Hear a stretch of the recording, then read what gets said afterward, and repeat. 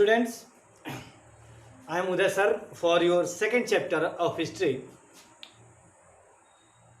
in which we study how communism or socialism came in Europe. Europe में समाजवाद कैसे आया, इसके बारे में हम लोग इस लेक्चर में डिस्कस करेंगे। तो जैसा कि हम लोगों ने लास्ट वीडियो में जो फ्रेंच रिवॉल्यूशन के बारे में पढ़ा, उससे ये चीज़ें क्लियर हुई कि यूरोप जो था एक तरह से मॉडर्नाइज हो रहा था। स्टेट फॉर्मेशन के जो आइडियाज़ थे वो चेंज हो रहे थे। जो नए नए प्रिंसिपल थे, जैसे डेमोक्रेसी, जैसे इक्वालिटी, फ्रेटर्निटी, लिबर्टी, इन सब के आधार पर नए नए राज्यों का गठन हो रहा था। It means people of Europe wanted to change the ruling system. वे जो पुरानी व्यवस्थाएं थी उनको बदल देना चाहते थे, वो एक नई व्यवस्था लाना चाहते थे ताकि इस नई व्यवस्था में पब्लिक पार्टिसिपेशन ज़्यादा हो, लोगों की भागीदारी ज़्यादा हो। लेकिन जैसा कि आप जानते हैं कि जो भी पॉलिसी कभी भी अडॉप्ट की जाती है तो all the society, all the person in the society may not in favour और इन disfavour. On the basis of their ideas or the basis of their thoughts, there were 2-3 types of people in European society according to change. How this change took place? ये बदलाव कैसे हों, बदलाव कैसे लाए जाए, system को कैसे बदला जाए, इसके हिसाब से जो आइडिया थे उसके हिसाब से 3 तरह के लोग थे। और ये 3 लोग थे लिबरल्स, रेडिकल्स और कंजर्वेटिव्स।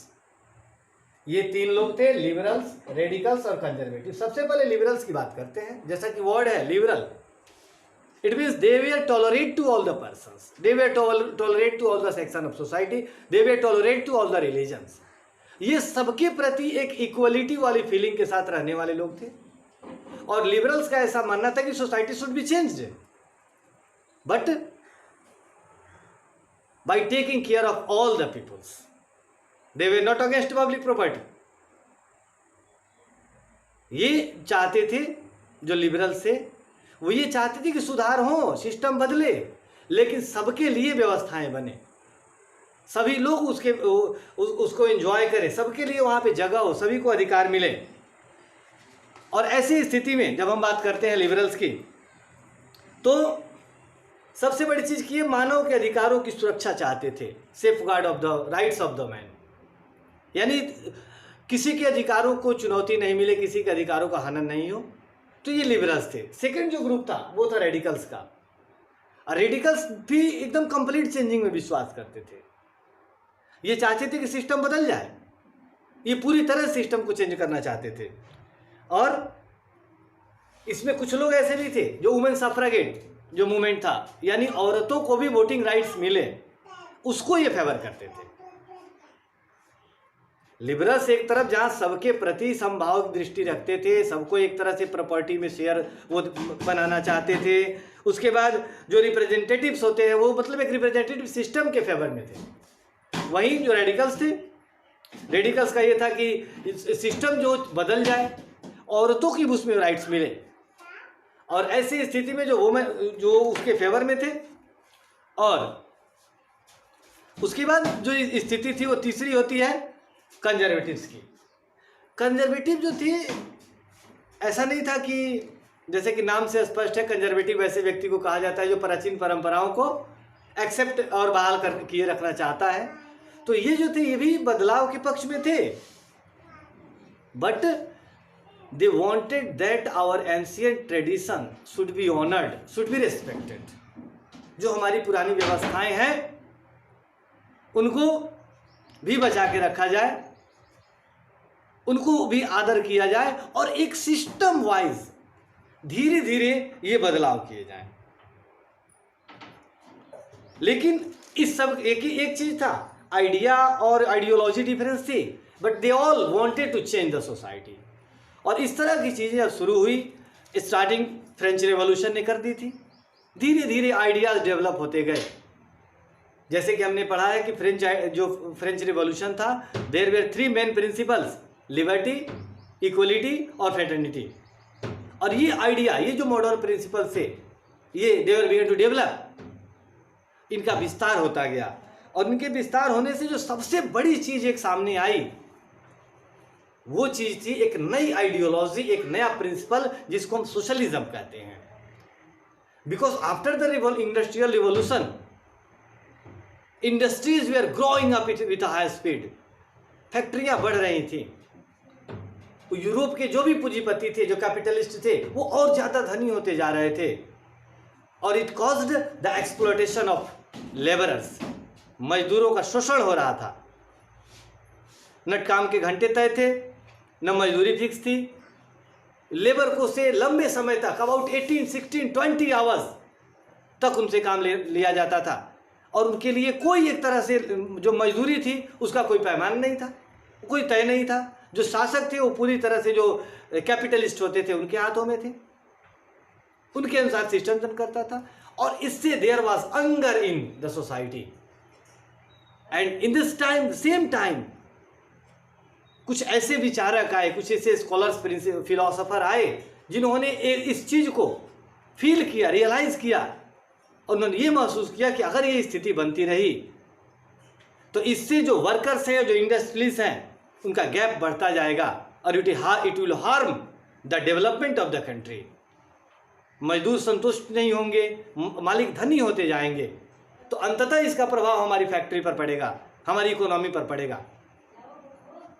तो उन्होंने एक नया आइडिया दिया जिसे हम सोशलिस्ट कहते हैं। और socialist refer to equal distribution of the resources among all the section of society. Socialist एक ऐसी आइडियोलॉजी है, एक ऐसा प्रिंसिपल है जो ये बताता है कि समाज में जो भी रिसोर्सेज हैं वो समाज के सभी लोगों के बीच में उनको इक्वल डिस्ट्रीब्यूशन किया जाए। समाजवाद इसे कहा जाता है, ताकि न तो किसी का शोषण हो और न ही किसी का एक तरह से जो कंसंट्रेशन ऑफ पावर नहीं हो, कंसंट्रेशन ऑफ वेल्थ नहीं हो। और इसके इस आइडियोलॉजी को सामने लाने में जो सबसे बड़ा कंट्रीब्यूशन है वो कार्ल मार्क्स का है। कार्ल मार्क्स ने जो सोशल मैनिफेस्टो किताब लिखी थी, उसमें उनके जो फ्रेंड थे माइकल एंजल्स, उनका भी योगदान था। तो इन लोगों ने एक नई आइडियोलॉजी दी। और इसके साथ साथ लुई ब्लॉम, रॉबर्ट ओवेन, ये कुछ ऐसे विचारक आए जिन्होंने इसको सपोर्ट किया, एक नया आइडिया दिया। और इसका सबसे बड़ा प्रभाव कि वे मजदूर जिनका शोषण हो रहा था, वे मजदूर जो एक तरह से under the capitalist, under their master work करते थे, आवाज नहीं उठा सकते थे, धीरे धीरे धीरे धीरे उन्होंने एसोसिएशन बनाना शुरू किया। चाहे वो जर्मनी हो, चाहे वो इटली हो, चाहे वो इंग्लैंड हो, चाहे वो फ्रांस हो, लेबर्स एसोसिएशन स्टार्ट हुए। इसके साथ साथ उन्होंने अपने अधिकारों के लिए आंदोलन करना शुरू किया। क्योंकि जो पहले का सिस्टम था, याद रखेंगे, जो इस आंदोलन के पहले का सिस्टम था उसे हम लोग कैपिटलिज्म कहते हैं, जिसमें कंप्लीट जो कैपिटलिस्ट थे उनका डोमिनेशन था इकोनॉमी पर, सिस्टम पर, प्रोडक्शन पर। लेकिन जो नया आइडिया डेवलप किया गया, इसको सोशलिज्म कहा जाता है, क्योंकि वो सब कुछ शेयर की बात करता है। और इन विचारकों ने इन चीजों को एक इतना बड़ा आयाम दिया कि ये धीरे धीरे धीरे धीरे इसने कैपिटलिज्म को समाप्त करना शुरू किया।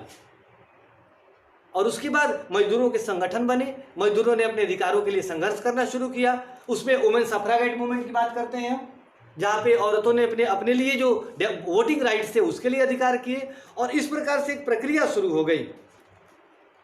और उसके बाद जो एक पूरे विश्व में, न केवल यूरोप बल्कि विश्व में जिस आइडियोलॉजी ने एस्टेब्लिश किया और विश्व की व्यवस्थाओं को प्रभावित किया, वो सोशलिज्म रही।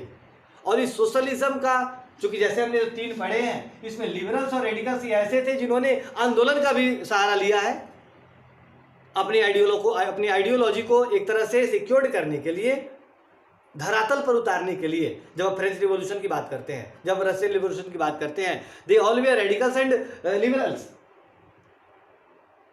तो इन्होंने आंदोलनों का भी सहारा लिया। और सोशलिज्म बेस्ड फर्स्ट रिवॉल्यूशन का जो एग्जाम्पल है वो द रशियन रिवॉल्यूशन है। और इस रशियन रिवॉल्यूशन के बारे में हम लोग नेक्स्ट वीडियो में पढ़ेंगे। अभी हम लोगों ने यही देखा कि हाउ ये सोशलिज्म की स्टार्टिंग कहाँ से हुई, कौन सी वो मेन बातें थी जिनके कारण लोगों ने इस आइडियोलॉजी को पसंद किया, इस प्रिंसिपल को पसंद किया। तो इसमें इतना ही। अगले वीडियो में हम द रशियन रिवॉल्यूशन के साथ आपके सामने आएंगे। तब तक के लिए टेक केयर, थैंक यू।